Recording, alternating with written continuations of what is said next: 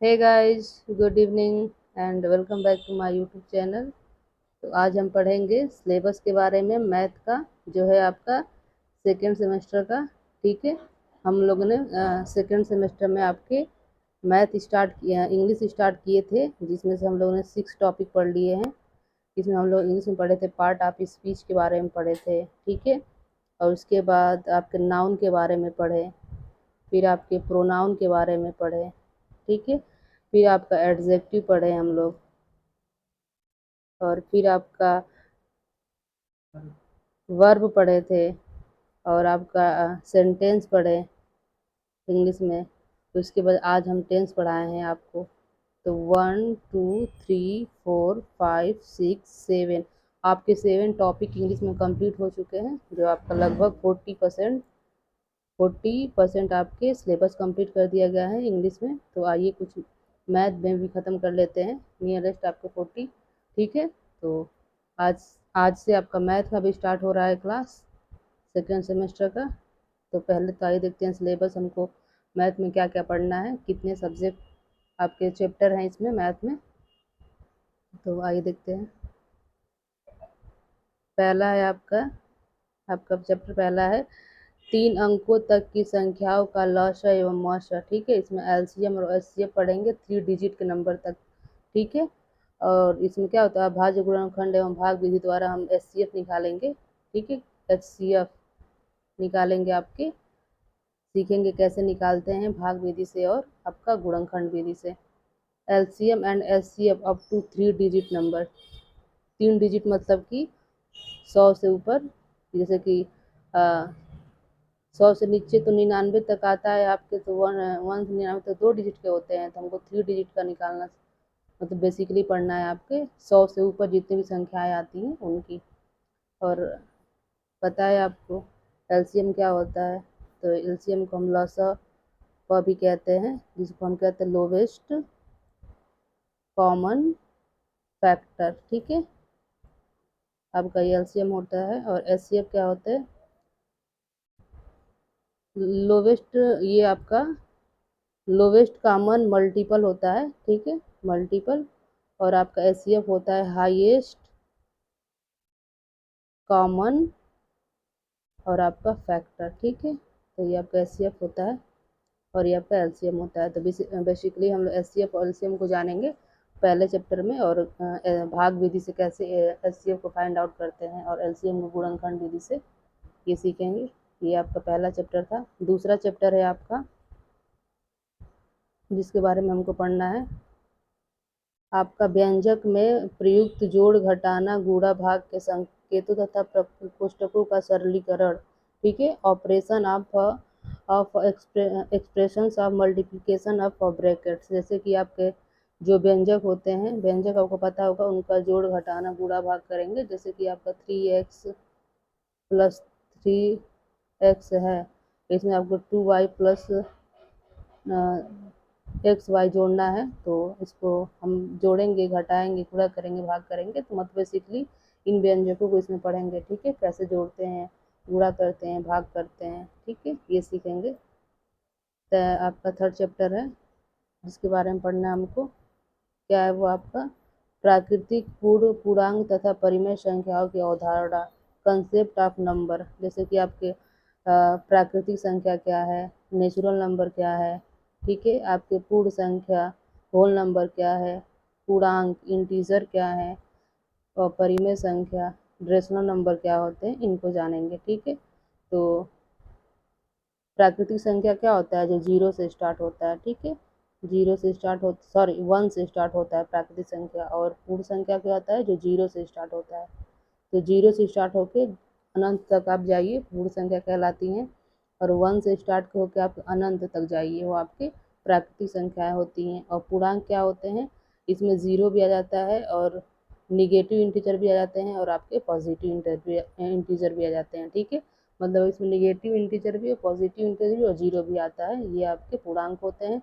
परिमेय क्या होता है? रेशनल नंबर किसे कहते हैं? जो p बटे क्यू के फॉर्म में होता है, और जहाँ Q not equal to zero होता है, मतलब हर आपका जीरो नहीं होना चाहिए।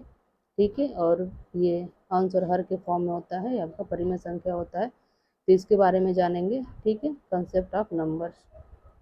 नेक्स्ट है आपका चैप्टर 4, इसमें क्या पढ़ना है, पूर्ण संख्याओं पर संक्रियाएं, जोड़, घटाना, गुणा, भाग, ठीक है। तो इसमें हम प्रॉपर्टी ऑफ होल नंबर्स के ऑपरेशंस जो होते हैं उनको देखेंगे बेसिकली। और नेक्स्ट है आप चैप्टर आपका 5 नंबर, इसमें क्या पढ़ना है, पूर्णांक तथा परिमेय संख्याओं पर गणितीय संक्रियाएं तथा इनके प्रतिलोम एवं तत्सम, ठीक है। योगात्मक प्रतिलोम पढ़ेंगे और गुणात्मक प्रतिलोम। तो inverse and identity of integer of rational number, ठीक है, ये सब हम लोग पढ़ेंगे। तो ये आपका था चैप्टर नंबर 5, ठीक है। अब देखते हैं आपका चैप्टर नंबर 6 क्या कह रहा है, समीकरण, ठीक है, समीकरण तथा सर्वसमीकरण। तो इसमें हम लोग क्या करें, इक्वेशन ऑफ आइडेंटिटी, इसके बारे में पढ़ेंगे। और नेक्स्ट है आपका चैप्टर नंबर 7, क्या है, क्या कह रहा है ये जानते हैं। कह रहा है रेखीय समीकरण का हल एवं इस पर आधारित प्रश्न, जो लीनियर इक्वेशंस होते हैं उनके बारे में पढ़ेंगे, ठीक है। लीनियर इक्वेशन के बारे में पढ़ेंगे हम लोग।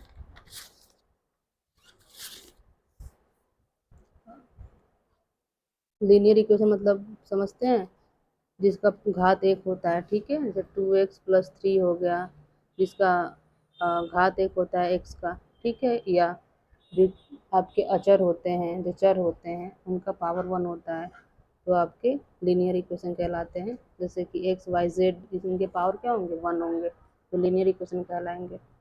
इनके बारे में पढ़ेंगे। फिर क्या है, 4th है 8 है चैप्टर नंबर, व्यंजकों का गुणनफल एवं सर्वसमीकरण। तो multiplication of expression and identities.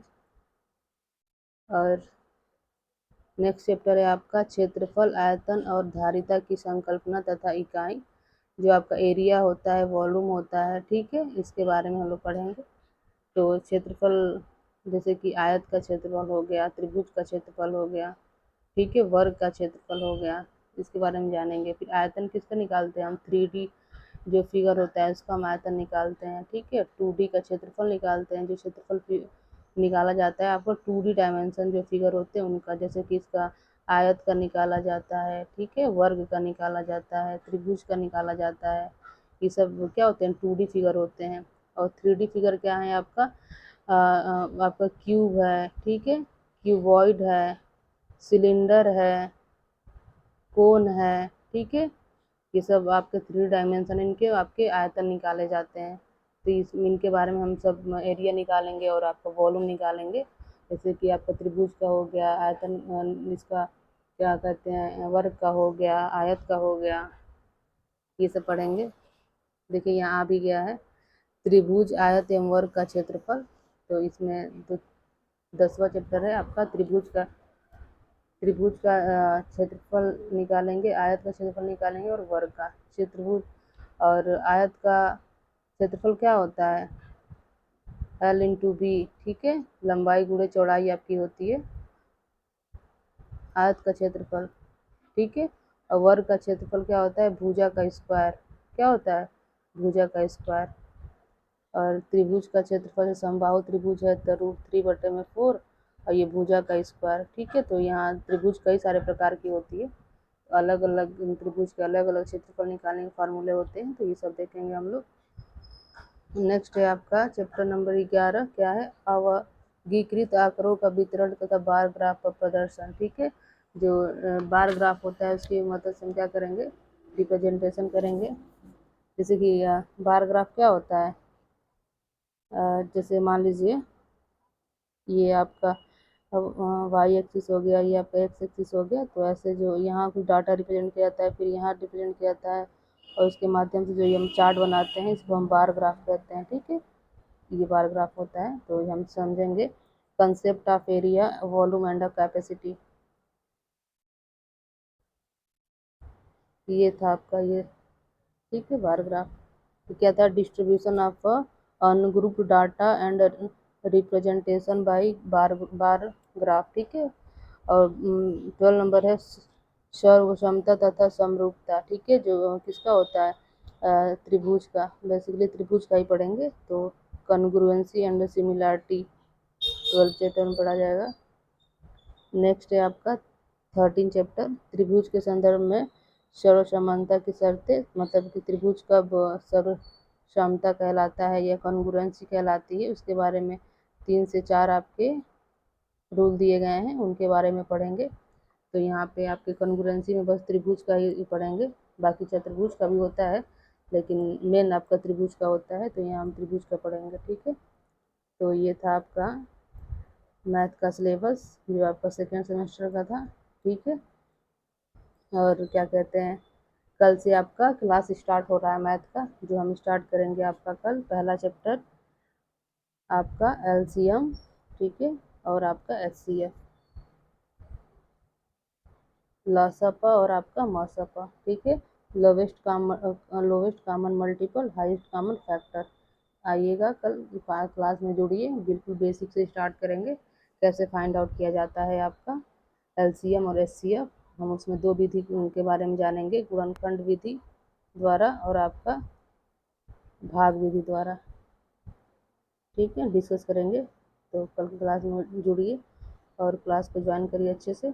आपके मैथ में भी 7 से 8 चैप्टर हो जाने के बाद फिर आपका हम साइंस का स्टार्ट करेंगे। तो ऐसे ही मतलब 1 बाय 1 करके आपके सारे जो भी सब्जेक्ट कंप्लीट कर दिए जाएंगे। तो इंग्लिश में आपका लगभग आपका 40% हो ही गया है, ठीक है। और मैथ स्टार्ट हो रहा है कल से, तो मैथ में भी लगभग आपके 30 से 40% करने के बाद फिर हम दूसरा चैप्टर साइंस का स्टार्ट कर देंगे, ठीक है।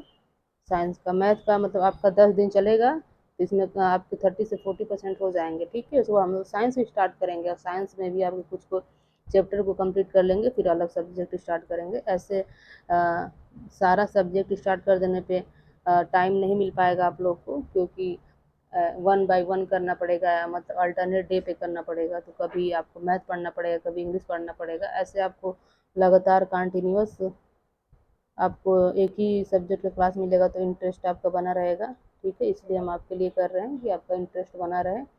तो एक सब्जेक्ट में कुछ चैप्टर कर लेने के बाद फिर हम नेक्स्ट चैप्टर सब्जेक्ट स्टार्ट करेंगे। तो हमारा इंग्लिश हो चुका है, अभी हम मैथ स्टार्ट कर रहे हैं। इंग्लिश भी आपका चलता रहेगा, बीच बीच में डेली चलेगा, लेकिन कहने का मतलब है फिर मैथ भी स्टार्ट कर ले रहे हैं। और मैथ में कुछ आपका 5 से 6 सब्जेक्ट पर चैप्टर पढ़ लेंगे, तो फिर आपका हम वो साइंस स्टार्ट करेंगे, ठीक है। जो आपके समझने वाले सब्जेक्ट हैं, जिसमें टाइम देना पड़ता है, वो आपके पहले सब्जेक्ट स्टार्ट हो रहे हैं, ठीक है। और इसमें साइंस में भी आपके 3 से 4 सब्जेक्ट हो जाएगा, तो फिर हम नेक्स्ट दूसरा सब्जेक्ट स्टार्ट करेंगे, ठीक है। तो कल जुड़िए क्लास में, ओके। और आप को नोट्स चाहिए तो डीएलएड स्टडी क्लासेस पे जुड़ जाइए, डीएलएड स्टडी क्लासेस, ठीक है। ये आपका टेलीग्राम का लिंक है, यहाँ पे जुड़ जाइए, आपके सारे नोट्स यहाँ प्रोवाइड कर दिए जाते हैं। और आपको वीडियो पसंद आया तो लाइक शेयर सब्सक्राइब कर दीजिएगा, ओके, थैंक यू।